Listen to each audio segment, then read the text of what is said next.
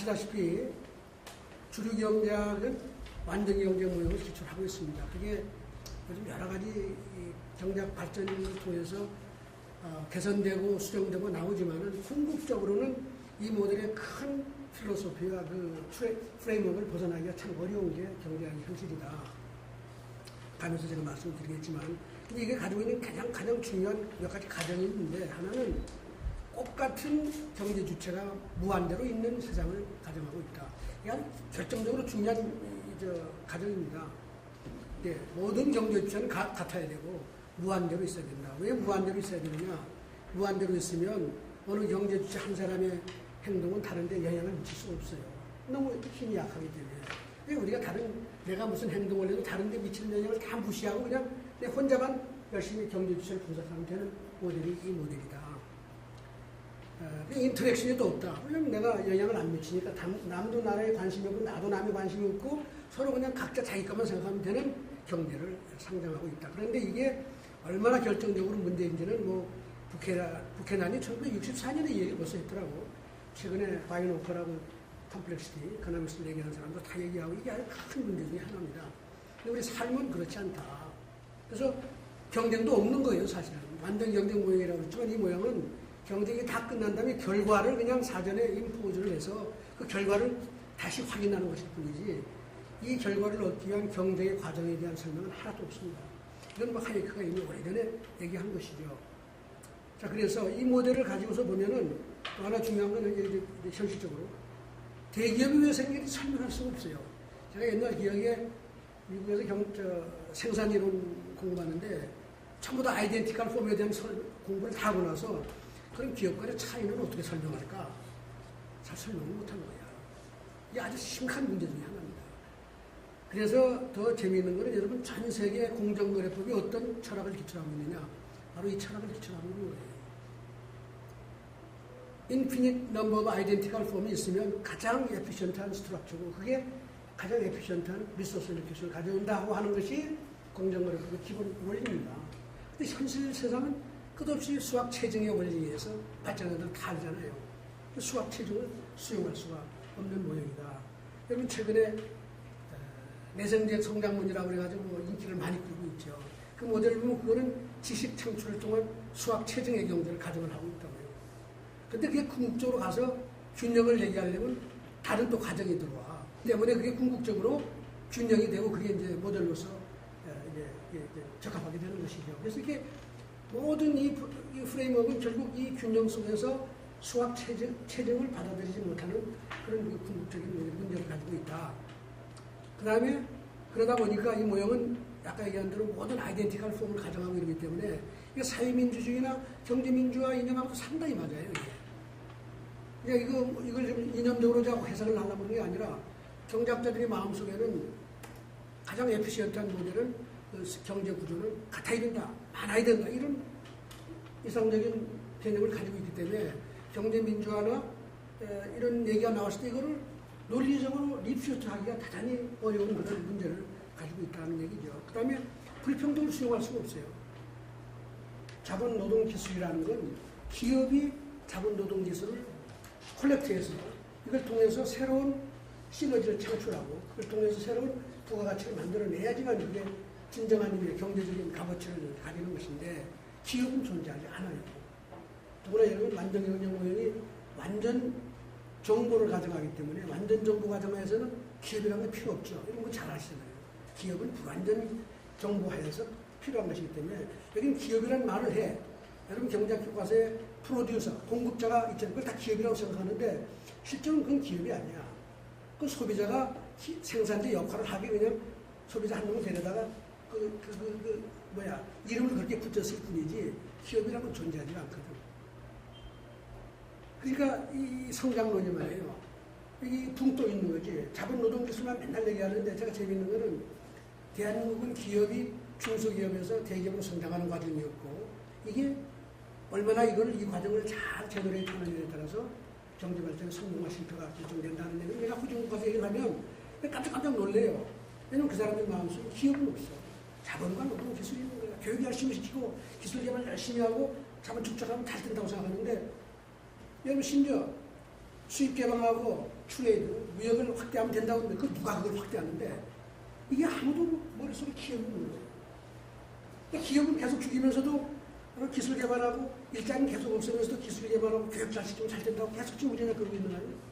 기업 다 몰아내고 투자 못하게 하면서 교육 잘 시키자, 기술 개발하자, 그럼 창조 경제 된다고 그러는 거예요. 이게 지금 기존 경제학이 우리가 다 거기에 나까지 포함해서 이게 사고잡혀 있는 게 아닌가 싶고, 이건 또 다른 말로 표현하면 자본 노동 기술로 경제 발전을 설명하는 건 이건 토톨로지예요. 그냥 자본 노동 기술이 성장하는 것 자체가 발전 과정이거든. 설명을 안 하고 그 상황을 디스크라이브 하는 거지. 여러분, 디스크라이브 하는 거고 익스플레인 하는 건 전혀 다른 거예요.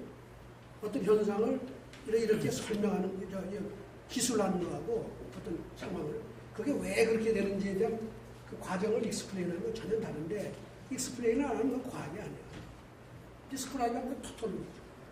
내생변수로 내생변수를 설명할 수도 있고, 뭐 얼마, 온갖 일이 벌어질 수 있는데, 제가 왜 이 성장론이 토톨로지에 갇혀있다. 예를 들면, 어떤 나라는 기술을 개발시켰는데, 어떤 나라는 못하지 않냐. 뭐 똑같은 조건이잖아요. 국제 여건이라는 게. 어떤 나라는 자본을 축적하려면 어떤 나라는 못하지 않냐. 어떤 나라는 교육시키는 방법 다 하는데, 어떤 나라는 교육을 일으키는데 어떤 나라는 못하지 않냐. 또 이거 어떻게 설명할 거냐.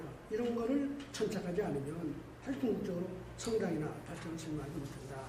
그리고 더 가면, 자, 이제 기업이 없을 뿐만 아니라 대기업을 수용 못하는 거예요. 기업 간의 규모의 차를 설명 못하고, 더 나아가 이제 불균형도 설명 못하는 거예요. 지역균형 발전 얘기 뭐, 여러분, 경제학자도 다 그렇지만 정치학자도 균형을 해야 된다는 얘기를 안 하는 사람이 없잖아요.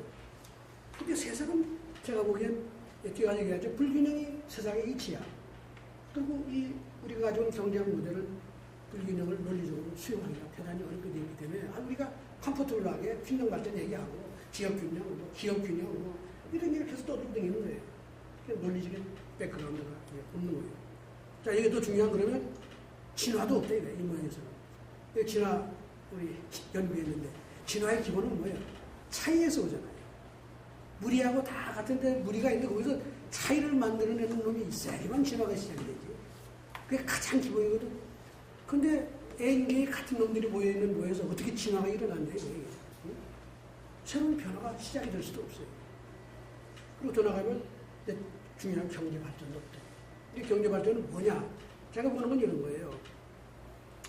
마차를 10개 만들다가 100개 만들면은 우리 경제학이 연구하는 게 그런 거죠.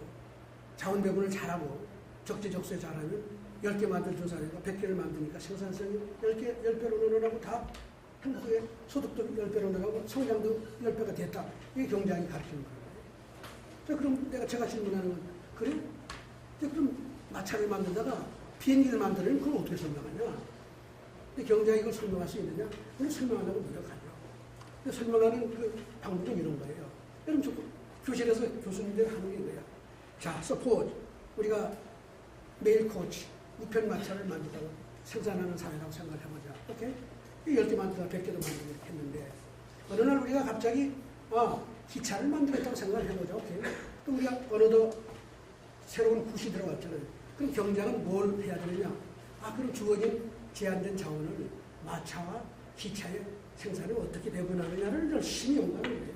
그래서 경제발전 과정, 우리나라 경제발전 과정이 바로 그렇다. 얼마나 복잡해졌냐, 이거 지금. 이 과정을 설명하는 이론은 아직도 마차 10개에서 100개로 가는 그걸 가지고 설명을 하고 있는데, 이건 문제가 있다. 자, 그럼 메일 코치에서 레일웨이, 오토 이렇게 가는 과정을 어떻게, 이걸 프레임으로 어떻게 이렇게 설명을 할 거냐. 그러다가 제가 발견한 게 차별화 원리를 얘기를 하다 보니까 대단히 유사한 어프로치가 사실은 복잡계 경제가 요즘 많이 뜨고 있는데, 이 복잡계 경제학이 대단히 이 경제 발전 현상을 잘 설명하고 있다고 생각해요. 이 복잡계 현상은 뭐냐? 나비 효과가 전형적인 거잖아요. 나비의 파장이 모였는데, 모이고 보니까 나비 파장이 아니라 그 덩어리가 토네도가 되는 거죠. 갑자기 이게 변신을 해서 차원이 달라져 버린 거예요. 사람 같으면 세포가 끝없이 모여서 100쪽의 세포가 되더니만 세포 덩어리가 아니라 인간이 되어버린 이 변화. 이게 일종의 말해 앰플리파이라고 그러죠. 힘의, 파워의 앰플리파이 과정인데, 이거를 설명하고자 노력하는 게 복잡계 과학이다. 저는 그렇게 이해를 합니다. 뭐 오늘날 와서는 그게 아니고 새로운 원리가 있다. 그래서 그 제2법칙이라는 많이 얘기를 하는데, 그 제2법칙이 뭐냐? 모든 시스템은 궁극적으로 열려있지 않으면 엔트로피가 극대화돼가지고 다 소멸한다. 이게 새로운 연력학 제2법칙이랍니다. 엔트로피 증가의 법칙이라고 그러는데 모든 시스템은 열려있고 밖으로부터 새로운 에너지를 흡수하면 그게 존재하고 생존하고 새로운 차원으로 창발할 수 있지만 닫혀있으면 다 소멸한다. 이걸 내가 우리 시장경제 강의할 때 예를 어떻게 들으냐. 아니 공부를 열심히 했는데 학점이 안 나왔다고 말이야. 부모가 야단치면 내가 에이 기분 나빠. 문 걸어주지 않고 내 죽겠다고 문을 걸어주지 않고 열흘만 있어봐라. 네 주위에 끝없이 무질서가 퍼지고 결국 너는 소멸하게 된다. 이 인터랙션의 프로세스를 비선형적인 인터랙션이다. 이게 복잡계과학이 얘기하는 대단히 중요한 컨셉이에요. 비선형적이라는 말은 뭐냐. 하나 더하기 하나가 2가 아니고 하나 더하기 하나였더니 몬스터가 될 수 있다. 사람의 세포를 100개 합쳤더니 세포덩어리가 된 줄 알았는데 그게 갑자기 창발해서 인간이 됐다. 이런 얘기 같은 거예요. 시너지죠. 하나 더하기 하나가 2보다 크다고 하는 이 현상이 비선형적인 인터랙션을 통해서 나온다. 이렇게 이게 복잡하게 보는데 이게 바로 경제발전 현상이 아주 전형적인 특징을 얘기하는 게 아니냐. 이런 생각을 하게 된 거예요. 자, 그래서 이제 보면은 이 과정이 약간 진화 같은 과정과 같은 거야. 진화라는 게 많은 무리가 있는데 새로운 변화가 나, 뮤테이션이 생기는 다른 사람 참다 그걸 레플리케이트 한다고. 이게 숫자가 앰플리파이 되죠. 그럼 나중에 시스템이 확 바꿔버리는 거야. 이게 진화 과정이죠. 그러니까 처음에 변화가 생길 수 있는 길을 만들어내지 않으면 그 진화가 아예 안 일어나는 거죠. 이게 아주 대단히 중요한 메시지라고. 응? 자, 그래서 이 과정을 그럼 어떻게 얘기할까? 경제발전 과정. 그래서 제가 최근에 예를 보셨어요. 한민족 세계국가를 준비하냐. 거기에 보면 문명의 발전사 얘기를 제가 쭉 했는데 이 과정, 이 변화의 과정은 뭐냐. 만나서 오픈 시스템에서 인터랙션하는 과정은 뭐냐. 남이 어깨 위에 올라가서 남을 훔치고 그 지식을 같이 공유하는 과정이 그런 거예요. 인터랙션 바로 상담을 통해서 새로운 지식을 흡수함으로써 내가 창발하는 과정이죠. 이게 발전의 과정이에요.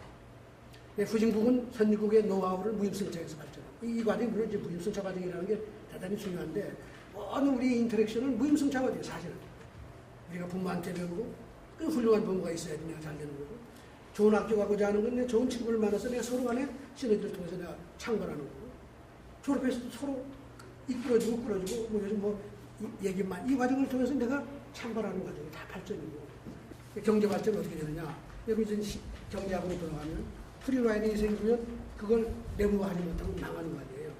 이게 지식이라는 게 이게 시너지라는 게 뭔지 아무도 모르거든요. 이 부모하고 자식 간의 관계가 왜 마켓에서 트랜잭션으로 해결되지 않냐.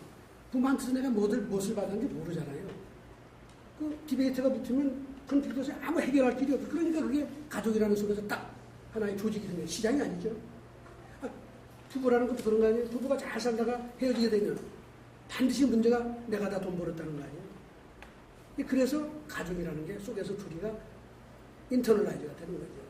그래서 결국 시장에서 이 현상 그냥 놔두면 성공 노하우라든가 지식이라든가 앞선 자의 성공론 이런 거는 전부 다 공기처럼 다 흘러다니고 재주 있는 놈은 갖다 벗겨먹고 열심히 벗겨먹으면 열심히 해서 노하우를 창출하는 놈은 무임승차당 하니까 버스 회사가 망하도 사라지고 이 궁극적으로 인류는 어떻게 되냐. 고만고만한 사람은 쫙 깔리는 거예요. 지난 수천만 년의 인류의 발전사는 제가 이렇게 봅니다. 한두 놈의 또라이, 좋은 또라이가 있어서 레오나르도 다빈치 같은 또라이가 있는 거지. 그렇지만 체계적으로 그런 앞서가는 성공 노하우의 창출자들이 체계적으로 시스테매틱하게 살아서 만들어내지 못하고 무임승차 때문에. 그러니까 인류가 수천만 년을 다 멜서스 출현해서 농경사회를 벗어나지 못했다. 그래서 가끔 내가 던지는 질문이 레오나르도 다빈치가 1000년 전에 이미 비행기 모습을 다 그렸는데 왜 21세기 돼야지만 비행기가 만들어졌냐? 그게 또 뭐였냐? 인류가 지혜가 모자랐냐?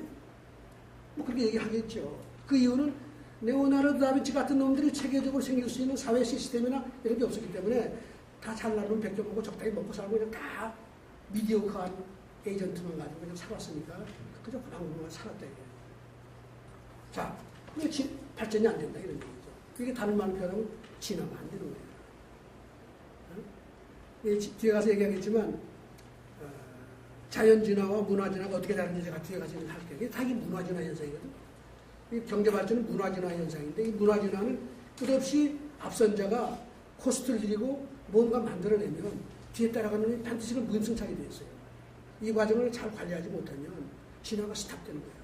그래서 정체되는 현상이 나타날 수 있다. 그래서 진화 실패, 그러면 창발 실패도 된다. 그래서 제가 자 그럼 이걸 어떻게 이해할 거냐. 그래서 제가 얘기하는 게 이코노믹스 이니퀄리티가 필요한 게 아니냐.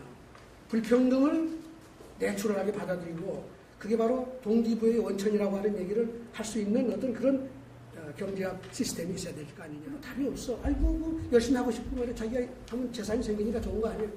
근데 저는 뭐라고 답하느냐. 자유나 재산권은 불평등을 만들어내는 장치이기 때문에 바로 경제발전에 도움이 되는 거예요. 동기부여가 되는 이유는 자유가 주면 차이가 생기죠. 그렇죠? 자기 노력에 따라 차이가 생기고 재산권을 허용하면 노력에 따라서 차이가 생기기 때문에 그 차이가 바로 경제발전을 만들어내고 동기부여를 통해서 하는 거다. 이렇게 보는 거예요. 그래서 이런 과정에서는 뭐 수학체적 문제라든가 불균형이 다 그냥 자연스럽게 다 수용할 수 있는 그런 그 바탕이 되는 것이다. 그래서 제가 예를 하나 가져왔어요. 옛날 미국에서 요즘 제가 내 그 미디어 편에도 썼습니다만 왜 미국의 어떤 대학에서 학생들이 말이야 학점 차별하지 말자. 우리 다 열심히 할 테니까 우리한테 꼭 같이 좋은 학점 다오 이제 이렇게 된 거죠. 교수가 좋다면 하자. 첫 학기 보니까 다 공부 열심히 했어. 학점이 평균적으로 B 플러스가 나왔죠. 다음 학기 하니까 교수가 평가하니까 C밖에 안 돼. C를 받았죠.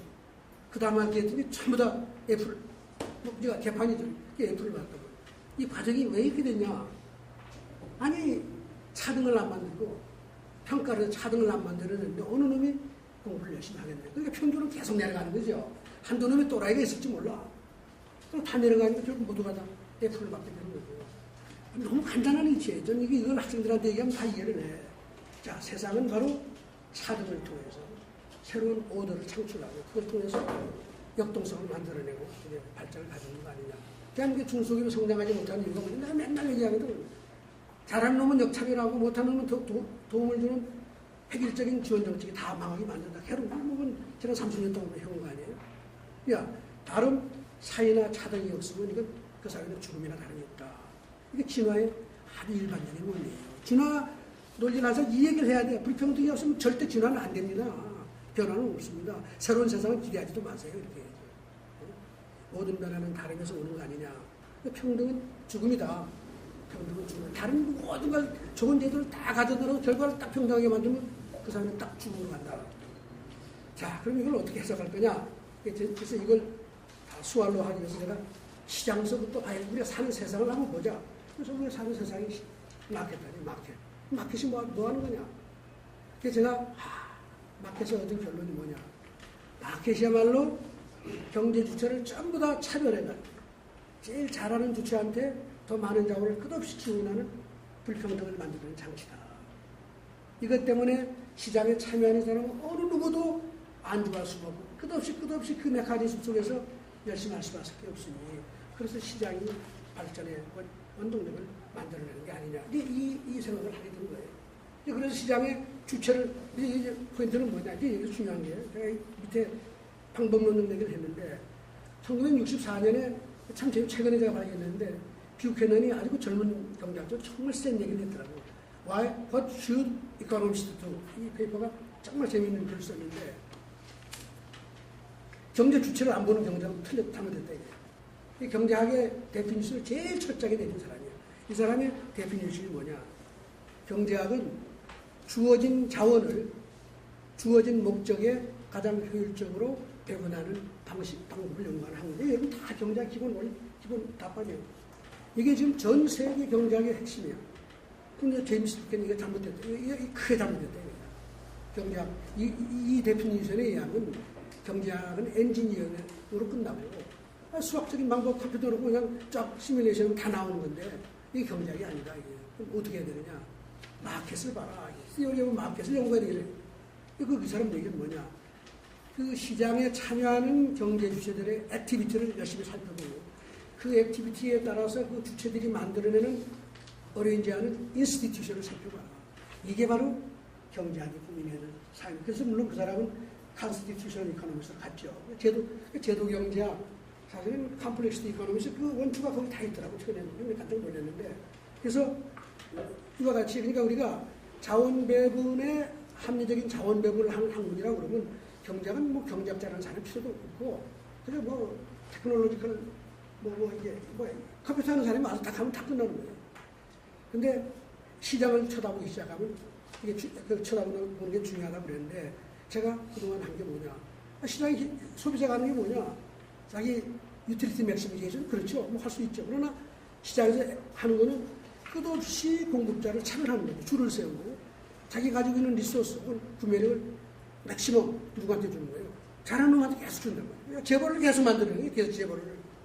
경제적 디프런스를 만들어내고 불평등을 만들어내고 잘하는 기업을 더 잘되게 해서 재벌을 만드는 거예요. 그러고 나서 돌아서서 퍼블릭 포럼에 가고 정치 현장에 가고 나는 평등을 좋아합니다. 이렇게 떠드는 거예요. 인간이 바로 그러고 있다고. 모든 인간이 퍼블릭 포럼에서는 전부 다 평등을 추구하고 이퀄리티, 페어네스를 얘기하면서 딱 돌아서면 정반대의 선택을 통해서 끝없이 시장을 줄을 세우고 잘하는 경제 주체한테 더 많은 자원을 집중시키는 걸 끝없이 하고 있다는 거예요.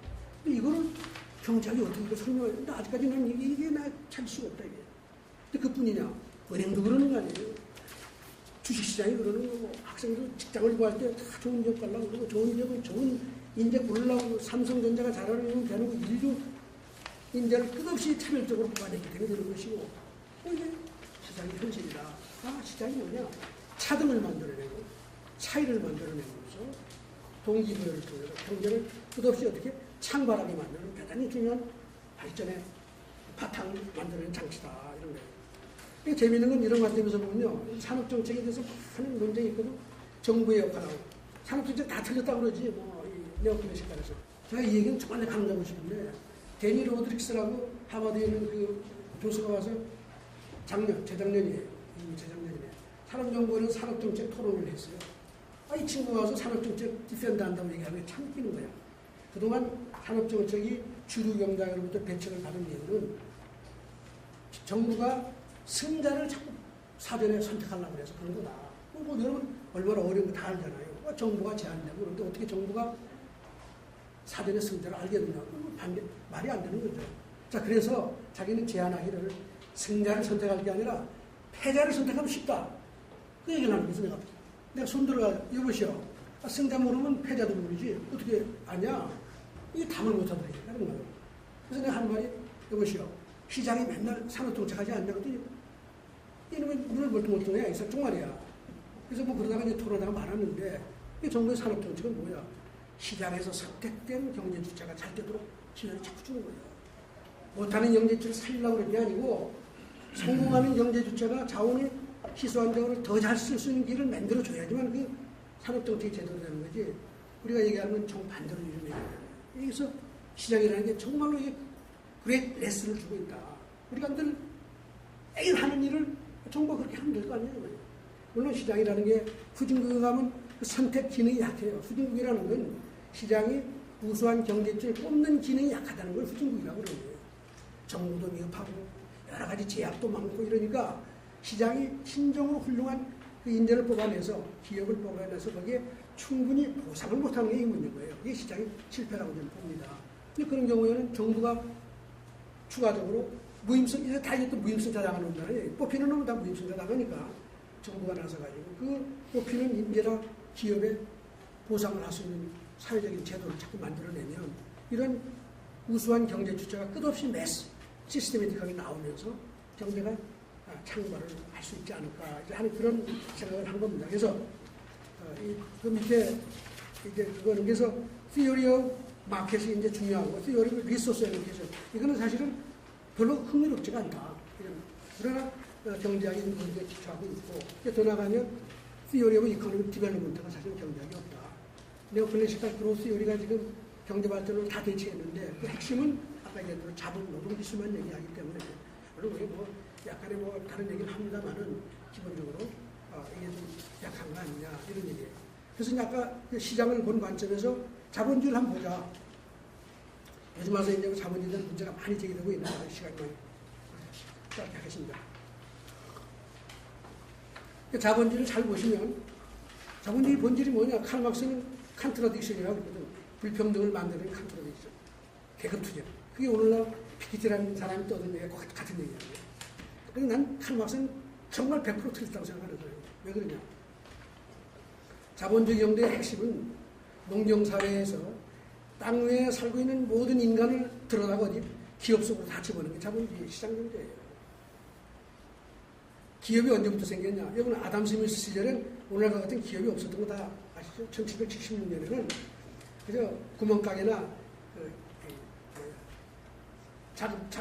자영 집안에서 수공업하는 이런 기업이 있었지 대기업이라는 건 동인회사라든가 국가의 독점 기능을 행사하는 그런 기업만 있었지 오늘과 같은 주식회사에서는 그렇게 일만 하고 있지 않은 거예요. 그런데 제가 보기에는 오늘날 여러분 농업의 비중이 얼마나 돼요? 1, 2%도 안 되네요. 모든 부가가치 창출은 기업에서 나오잖아요. 우리 인간의 삶의 성공과 실패가 전부 다 기업에서 나오잖아요.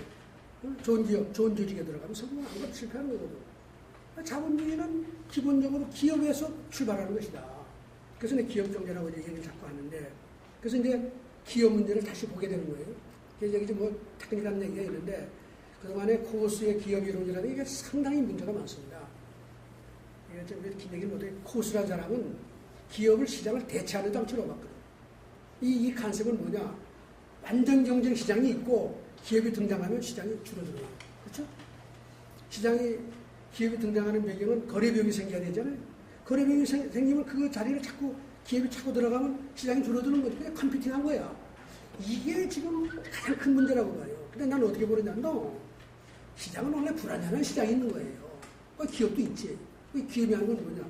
불안전한 시장을 새롭게 말하자면 시장의 거래나 생산이 안 되는 부분을 계속 새롭게 창출하면서 그러니까 그 거래 비용을 인터널라이즈 하면서 시장의 영역을 계속 넓혀가는 게 기업인 거예요. 근데 시장이라는 건 기업 간의 네트워크를 얘기하는 거죠. 이거는 사이먼이 한 얘기예요. 시장 경제라는 게 무슨 뭐 대단한 뭐가 아니라 경제 주체 간의 네트워크인데 그 경제 주체의 핵심은 기업이다 이게. 혹은 조직이다 이게. 이 조직이라는 게 하는 건 뭐냐? 새로운 개척이야. 원래 조그맣던 마켓, 대한민국 경제를 생각해 보세요. 옛날에 농경사였던 조그맣던 마켓을 키운 건 뭐야? 기업이 새로운 분야를 자꾸 개척하고 새로운 지역과 새로운 시장으로 나가는데 그 시장에는 엄청난 거래 비용이 있어서 아무나 못 나가는 거야. 근데 기업의 그 거래 비용을 내부하는 그 장치를 통해서 기업이 끝없이 새로운 시장을 개척하기 때문에 이 네트워크가 늘어나면서 경제가 발전하는 거죠. 근데 기업은 시장의 익스텐션을 캐리아웃하는 대단히 중요한 메커니즘인데 코고스의 그 기업과 시장은 컴피팅 메커니즘을 하는 이 주장은 내가 보기엔 이걸 거꾸로 본 게 아니라 좀 그렇게 봅니다. 그래서 이런 얘기를 하면 또 우리 기업인을 좀 공부하자면 뭐 벌떡까지 들고 일어나는데 그거는 생각해보세요. 완전 경쟁 시장이 이미 있다 가정하면 기업은 항상 이 시장을 잘라먹는 장치예요. 그냥 컴피팅하는 거죠. 계속 다 잘라먹으면 나중에 소비에트 같은 원폼 이코노미도 된다 이런 얘기인데 기업은 있는 시장을 뭐 개척하는 게 아니라 없는 시장을 개척하는 게 기업이기 때문에 이게 자본주의 시장 경제를 발전시킬 수 있는 원동력이 된다. 이렇게 얘기를 하는 거죠. 자, 그래서 그럼 시장이 아까 얘기했는데 시장이 차별화 기능을 하는데 아까 얘기했지만 거래 비용 때문에 차별화를 잘 못해서 무임승차를 막지를 못해요. 그게 뭐 소공 노하우는 다 흘러다니는 거. 그래서 예를 들죠. 기업의 성공기업뿐만 아니라 성공 경제는 영원하지 않다. 항상 프리라이딩 당해서 캐치업 당하는 게 운명의 장난이다. 이게. 그뿐만 아니라 문명도 그렇다. 이게 어쩔 수 없는 게 여러분 경제발전 과정 잘 보세요. 스페인, 네덜란드, 영국, 그 다음에 아메리카까지 온 과정을 보고 지금 중국이 일어서는 걸 보고 중국이 우리를 무임승차하는 과정을 잘 보시면 이거 피할 수 없는 원리라고. 그러니까 아무래도 어느 경우에도 앞선 경제 주체는 시장의 불안전 정보와 파지티브 트랜지션 코스트 때문에 fully 리워드를 못 받는다는 게 세상의 이치인 거예요. 똑똑한 사람은 사회적으로 그렇지 않은 사람에 비해서 죄송한데 피해를 본다는 게 이게 얼마나 중요한 메시지냐. 칼막스의 정반대되는 메시지입니다. 앞선 자가 따라오는 사람을 착취하는 게 자본주의의 컨트라딕션이 그런데 나는 거꾸로 뒷선자가 앞선자의 어깨에 올라가서 무임승차하는 것이 자본주의의 기본 발전의 원리고, 그런 의미에서 칼 막스는 세상을 거꾸로 본 사람이다.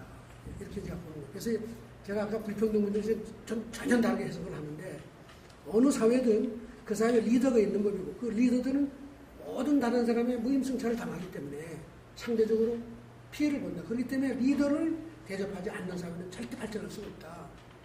근데 이 얘기를 사실은 기업 이론에서 이미 한 사람이 있습니다. 이게 제 스승이라고 얘기할 수 있는 알츠하이머가 댐셋이라는 사람이 이미 기업이란 건 뭐냐? 시장과 똑같은 것이다 이거야. 시장과 다르지 않다. 똑같은 일을 하는 거야.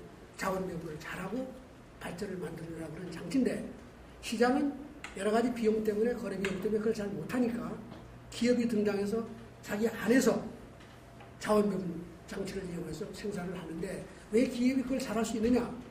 기업은 바로 자기 밑에 사람을 다 두고 자원 배분을 하기 때문에 그런 걸 다 모니터하고, 그래서 그런 생산성을 다 알기 때문에 그것에 맞춰서 보상을 잘 할 수 있는데, 시장은 시장에서 벌어지는 상황에서는 내가 아무리 잘해도 시장에 있는 다른 사람들은 나를 100% 잘 평가하지 못합니다. 그래서 기업이 존재할 수 있는 근거가 있는 것이다. 이게 사실 또 다른 기업, 이건 고스하고 다른 기업 이론인데, 이 원리가 좀 대단히 맞는다고 생각해요.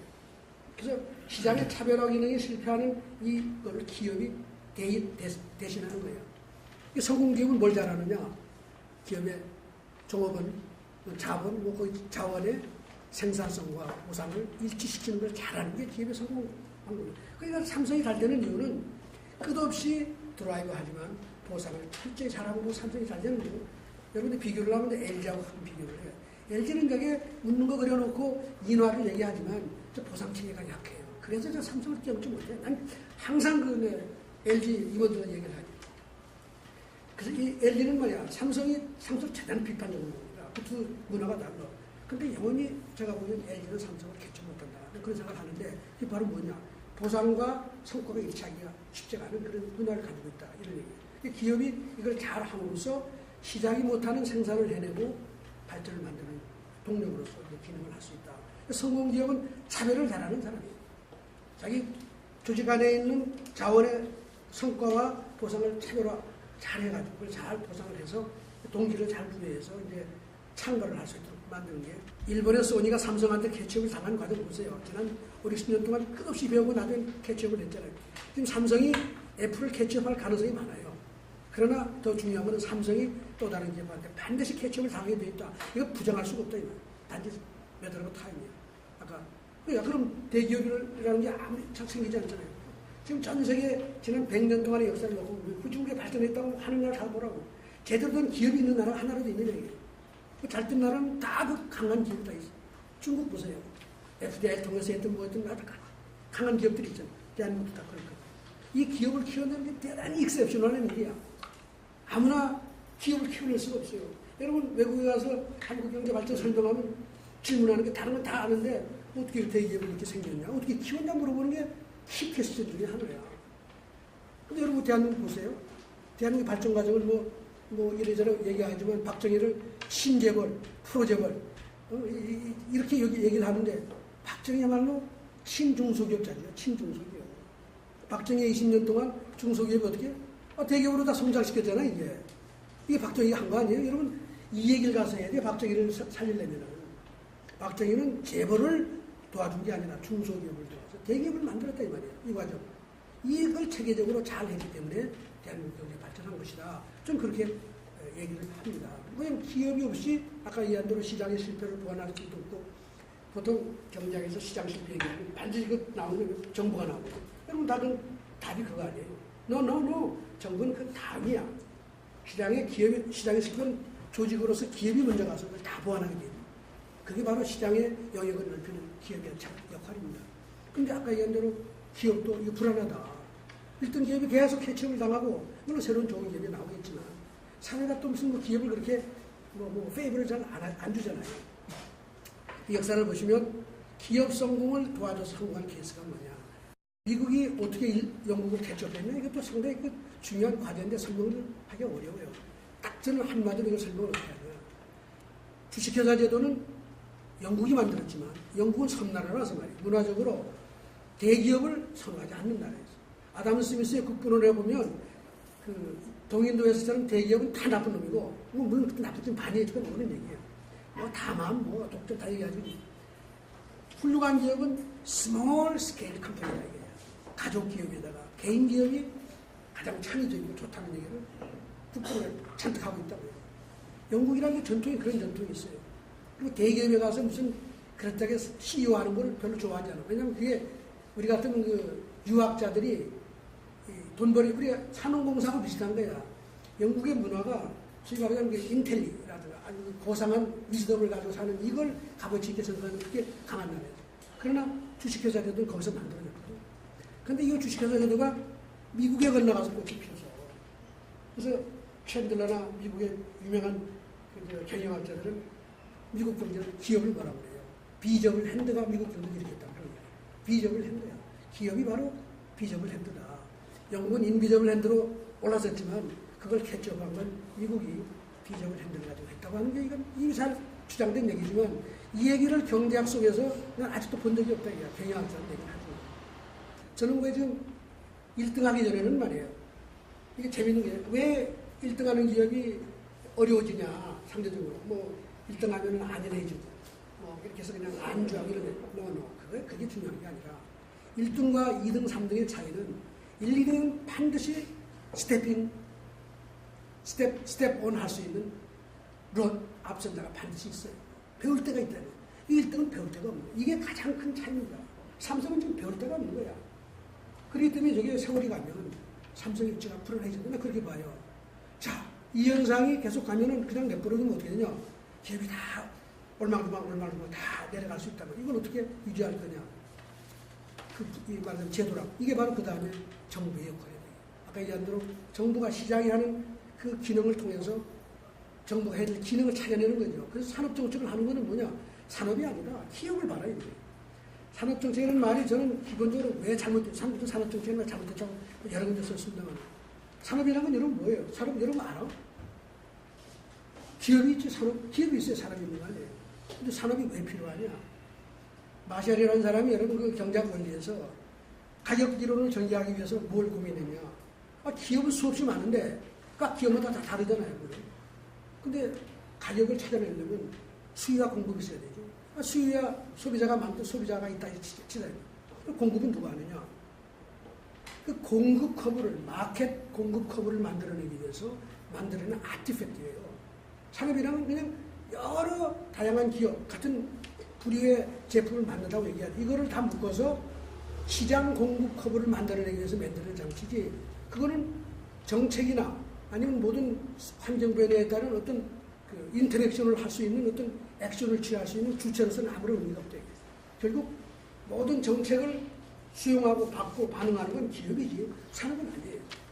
근데 산업이 필요한 이유는 마켓 디맨드 서플라이 커브를 통해서 시장의 프라이스가 중요한 파라미터 아니에요. 이거 없으면 경쟁은 없으니까 이걸 만들기 위해서 만들어내는 하나의 아티팩트인데 이걸 통해서 많은 사람이 산업정책을 한 거예요.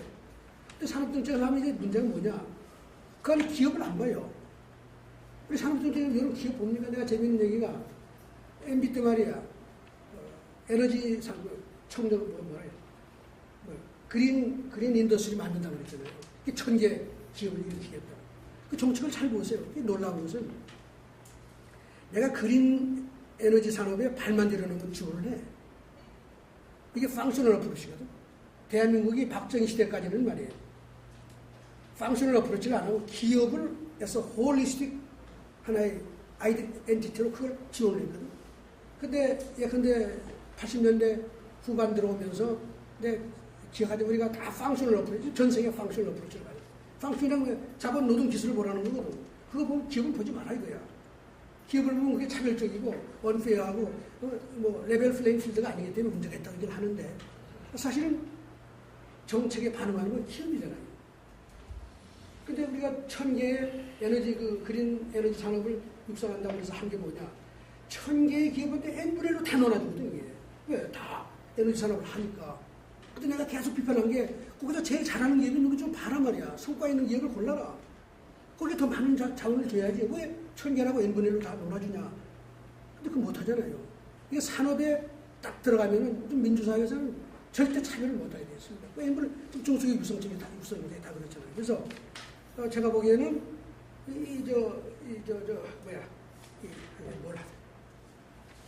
그래 정부가 기업을 육성하고 할 때 산업을 물론 보고 할 수 있겠죠. 어떤 산업을 일으키거나 하는 그런 비전은 있겠지만 그 산업을 일으키는 주체가 누구냐는 것을 항상 잊지 말고 그 주체 중에서도 누가 성과를 내고 시장에서 누가 더 경쟁력이고 과거 성과는 어떻고 이게 믿을만 하냐 안 하냐를 봐야지. 은행도 마찬가지고 그러고 안 보고 야 너 그 산업에 있어? 그럼 다 가져가라. 같이 똑같아.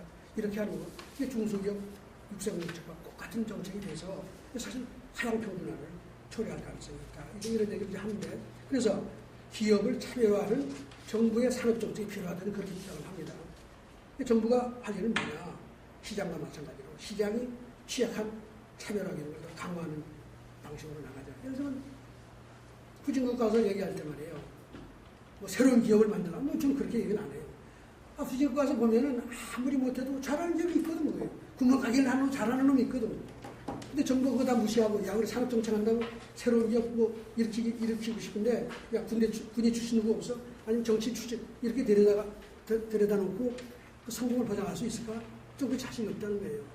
이미 시장에서는 성공 노하우를 가지고 그 시장에 이미 쇼한 보여주고 있는 플레이어가 다 있는 겁니다. 그 기업들이 잘 되는 길을 열어라.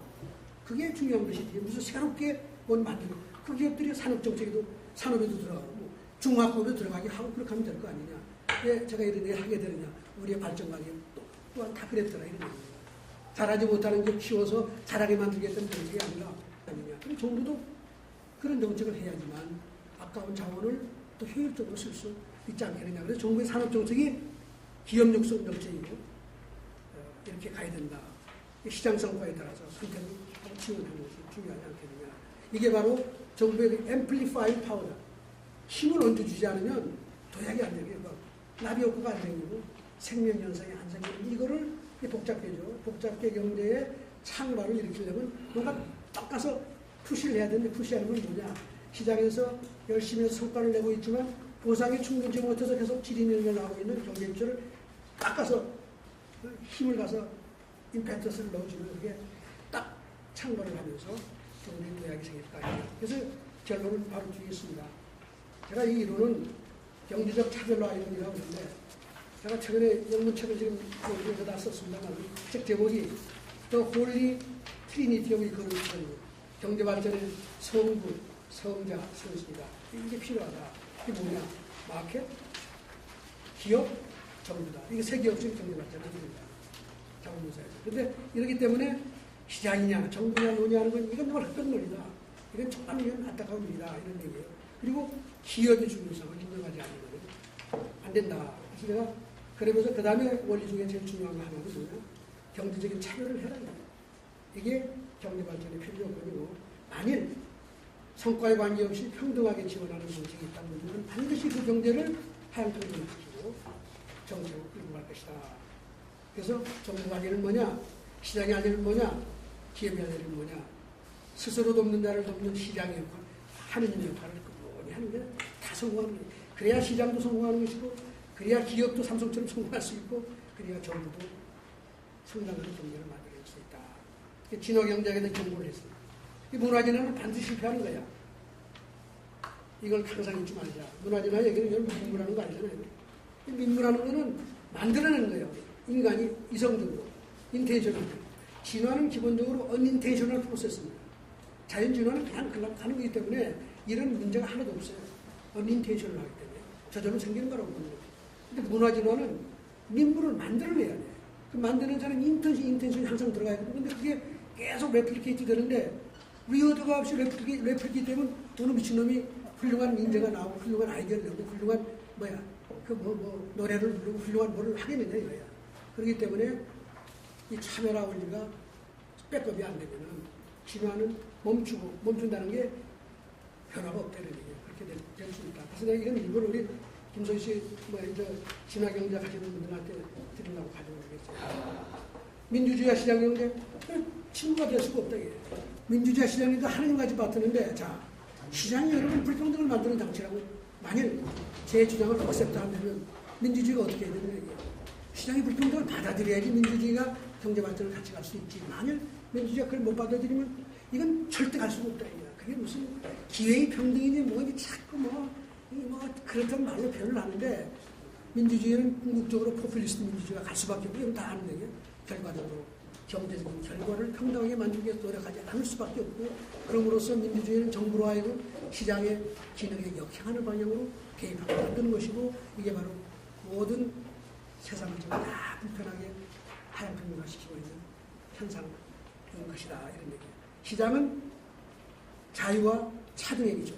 자유는 차등을 가져온 것이 아까 얘기했죠. 여러분 그렇기 때문에 우리 자유주의 경제학자들은 누가 뭐라면 자유, 너 불평등이 있어야 돼. 불평등이 없으면 자유가 없는 거야. 이렇게 얘기를 할 수 있어야지. 그런 불평등을 그냥 불평등 많지 않아요. 왜 많지 않아요? 있지. 그 뒤에 가서 얘기하죠. 불평등이 없이는 자유가 아무 의미가 없다 하는 얘기를 끝없이 해야지만 자유주의자가 설 수 있는 땅이 생기는데 그걸 자꾸 피하려고 그러니까 우리가 아주 피곤해지는 거야. 제도경제학도 그래서 문제가 간단하게 하고 제도경제학도 이 문제, 이 불평등 문제 아주 딱 입을 다물고 있어요. 재산권 얘기만 계속하지. 재산권이 중요하면 저게 불평등 만들어내는 거 아니에요. 이 불평등을 만들어내는 인스티튜션이 발전에 도움이 된다는 얘기를 왜 못하느냐 이거야. 이네이블링, 경제 발전을 가져올 수 있는 제도는 뭐냐. 제가 고민을 많이 해요. 제가 제도경제학 공부를 하면서 아무도 얘기한 사람이 없어요. 제가 얘기하면 불평등을 만드는 장치다. 물론 시장의 성과, 자기가 만드는 성과에 따라서 사회가 그걸 디퍼런시에이트하고 디스크리미네이트 할 수 있는 그런 제도를 가진 사회는 발전을 가져오지만 그렇지 않은 제도는 할 소용이 없어요. 그런 의미에서 아까 얘기했지만 재산권 제도가 다 도움이 된다. 이렇게 얘기를 할 수가 있다. 복지경제학. 요즘 인파워먼트 얘기 많이 하는데 어떻게 할 거냐 복지경제학. 복지경제학. 가만 보니까 성과는 아무도 안 보고 다 지원만 하고 있네. 인파워먼트 폴리시, 교육정책, 모든 약자 지원 정책이 전부 다 성과 안 보고 다 지원하는 거예요. 이거 다 망하게 돼 있구만. 또 어떻게 되느냐. 차별해라 이거예요. 교육, 차별 안 하니까 대한민국 평등주의 교육이 망하는 거 아니에요? 응? 장학금은 공부 잘하는 사람이 줘야 되는데 가난한 놈한테 장학금이라고 이름을 붙여서 주니까 그게 다 망하는 거죠. 아까 교육이 망한 F학점마다 똑같은 거 아니에요. 교육, 모든 복지, 모든 사회정책이 차별적인 측면을 가미하지 않으면 이건 결국 지속가능할 수가 없다 하는 그래서 이건 너무 그건 너무 확 그냥 이게 쓸어버리는 그런 의미가 있기 때문에 이런 얘기는 어디에도 전원에 실리기 어렵다. 이거 나한테 출근하는 사람이 있더라마는 근데 결론은 시장을 그렇게 여러분 시장을 다르게 보면 저는 할 말이 없지만 시장을 제가 얘기한 대로 보기만 하면 그러면은 세상이라는 건 뭐냐 내가 노력한 만큼 받아야지 내가 열심히 노력하고 그게 더 우리 가난한 사람 도우는 게 뭐예요? 가난하게 거기서 뭉개고 살라고 도우는 게 아니잖아요. 거기서 양지로 나오도록 도와야 되는데 어떻게 해야 되느냐? 이 문제에 대한 질문이 없어요. 제가 놀라운 것이 여러분 여기 찍어 왔는데 하이에크가 기업에 대한 비판을 세 페이지에 걸쳐서 엄청나게 스트롱하게 한 거 알아요? 지금 인류가 부딪히는 가장 큰 문제가 뭐냐? 라지 코퍼레이션이 많이 생기고 대기업들이죠. 그래서 문제가 생기고 있다는 걸 아주 스트롱하게 얘기했어요. 하니까 그런 얘기를 한 사람입니다. 근데 다른 거 다 존중하지만. 근데 이거 가지고 내가 우리 민경국 교사한테 여러분 그거 좀 제대로 잘 보시라고. 내가 여기서 오늘 찍어왔어 내가. 이게 이따 나중에 보여드릴게. 그 Law and Legislature and 뭐야 리버티가 이 책에 3페이지에 걸쳐가지고 놀라울 정도야. 그걸 다 뭐하고 연결해? 히틀러의 전체주의, 소비에트, 이거 전부 다 조직 아니에요. 기업은 조직 아니에요. 그렇죠? 이거 다 같은 거다 이거야. 이건 텍사스야. 코스모스가 아니고. 그래서 내가 하이에크를 공부하다가 야 이거 이상하다 이게. 적극적으로 대응할 수밖에 없는 문제가 있다. 불평등이 어디서 오냐는 얘기를 못하는 것이죠. 그 다음에 두 번째 딜레마는 자유주의자들이 요즘 박정희는 다 반자유주의자라고 생각하죠. 그렇잖아요. 이게 딜레마지. 그럼 박정희는 어떻게 성공했어요? 이게 대한민국 경제학자가 다 부딪히는 문제입니다. 매더럽 딜리, 레스 다 써마하고 다 부딪히는 박정희를 올릴 수도 없고 죽일 수도 없고 이런데 이게 딜레마야. 근데 박정희는 어떻게 성공했어요? 바로 차별을 통해서 자유를 주었을 수도 있고 안 주었을 수도 있지만 박정희의 모든 정책은 잘하는 경제지를 선택하는 과정을 통해서 시장의 균형을 그대로 레플리케이트해서 앰플리피케이션을 만들어낼 수 있었다 이거예요. 이게 차별이에요. 박정희가 경제적인 불평등의 압력을 통해서 한 거죠. 뭐 예를 들면 여러분 아시잖아요. 새마을운동, 제가 참 뭐 수출진흥 정책, 중화공업 정책, 뭐 모든 박정희의 정부, 산림녹화 정책, 모든 게 전부 다 너 했어? 더 가져가. 아니야? 가봐. 이게 대한민국 20년 동안 한 거란 말이에요. 시장도 물론 그러죠. 이게 있었기 때문에 박정희가 됐다. 자유가 있었느냐? I don't know. 난 좀 있었다고 봐. 중국 어떻게 됐냐? 중국이 바로 그랬어요. 중국이 자유가 있다고 생각하세요? 재산권도 별로 없는 나라 아니에요. 그런데 끝없이 그 차별화 정책을 하고 있는 거예요.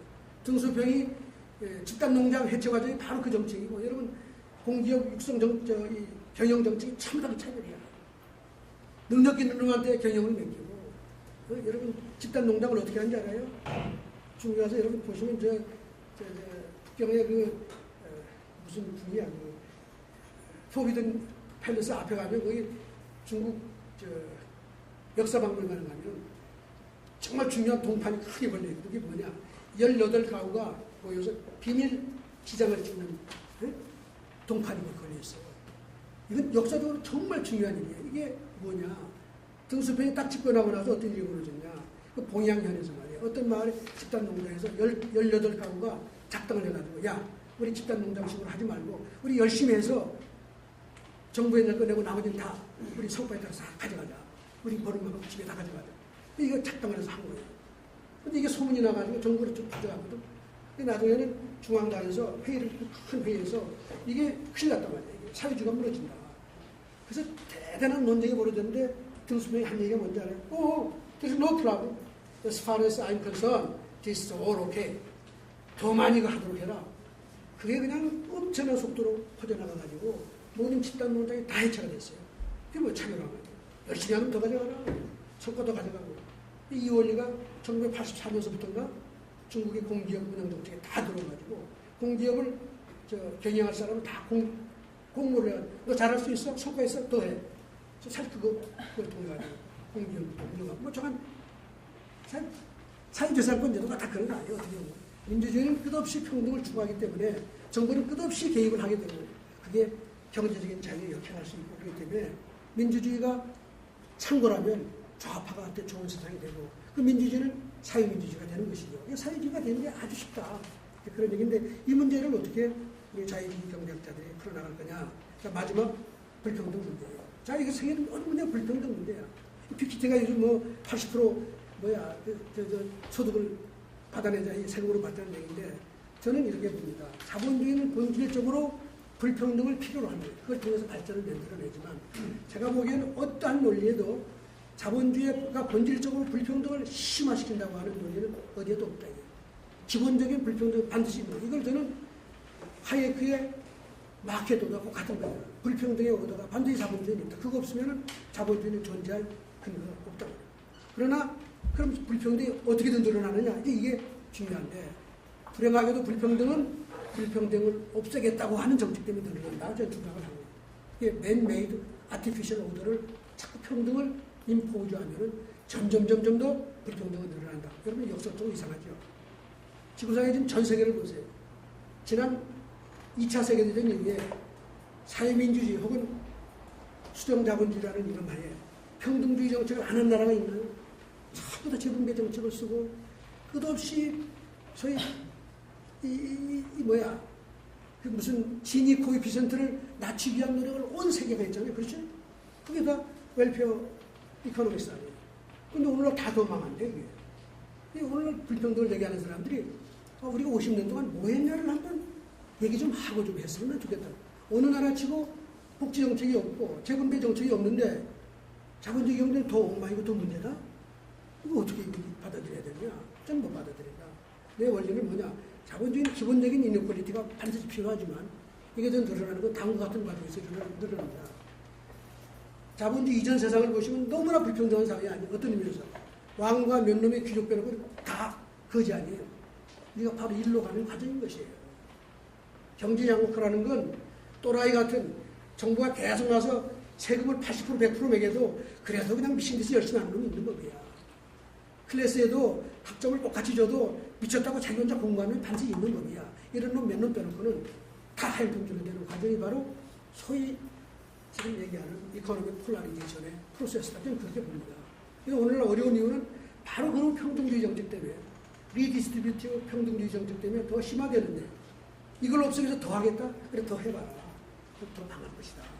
이 얘기를 자유주의자들이 하지 못하면 앞으로 자유주의에 설탕이 없고 그래서 민주주의가 문제다. 평등주의적인 그 경제평등을 추구하고자 하는 그 민주주의가 문제라는 사실을 우리가 얘기하고 이게 스퀘어리 이걸 싸워야 되는데 문제는 너무 어렵고 복잡하다. 그러나 저는 자본주의를 이렇게 좋게 봅니다. 그래서 불평등이 발전의 원천이고 그게 더 살만나는 세상이라고 생각을 해야 됩니다. 그게 인류가 그런 거 아니에요? 불평등이 있기 때문에 내가 살만 나는 것이 나도 잘하면 잘할 수 있지만 못할 수도 있지만 이렇게 세상을 얘기해야지 불평등 없는 사회가 자유주의가 불평등 없는 사회를 가져온다는 식의 뉘앙스의 얘기를 자꾸 얘기하는 것은 불리한 결과를 가져오지 않을까. 사실 그렇지도 않고 여기서 얘기 끝내겠습니다. 아이고 내가 너무 싫어.